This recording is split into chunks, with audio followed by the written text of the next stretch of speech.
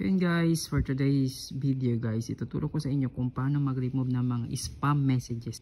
Yung mga subscriber nyo na nagko-comment ng hug to hug, padalaw, pabisita, hindi pa nakita. Ayun ang ayaw ni Lolo guys. So, make sure na iiwasan nyo yung mga ganyang messages. So, every time guys na makita nyo yan sa page nyo, make sure na buburahin nyo siya agad.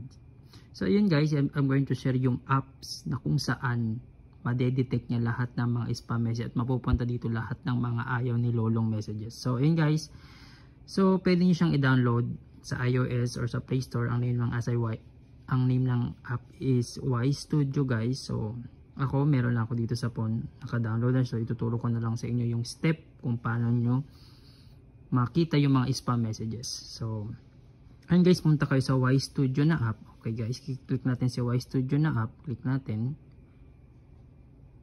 Yan. So after that, mapupunta kayo dito guys sa mismong dashboard kung saan makikita nyo yung analytics, yung mga list of videos nyo, kung nakailang videos na kayo. Then after that, click nyo tong dashboard. So tatlong guhit.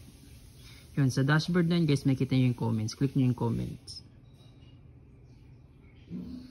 So yun guys, kung mapapansin nyo, ayan, nakita nyo, pa-hug to hug po, dalaw ka sa clubhouse ko. Yung mga word na yun guys, yan ang i-delete nyo if ever makita nyo sa spam. So ngayon guys, medyo bago to. So i-delete ko yun mamaya. Pero yun guys, para mapunta kayo doon sa spam na page, click nyo tong publish. Ayan, pag link nyo yung publish guys, may kita nyo likely spam, publish. Yun, punta kayo sa likely spam. Yan. Actually guys, no comments na kasi binura ko na talaga kanina lahat. So daily yun guys. Kunwari ngayon, lahat na bukas nyo pa makikita lahat ng mga spam messages. So, make sure na i-check nyo siya guys day by day para yun. If ever ma-monetize na yung account nyo, madali kayong ma-approve. Ayun guys, yun lang. That's all. Thank you.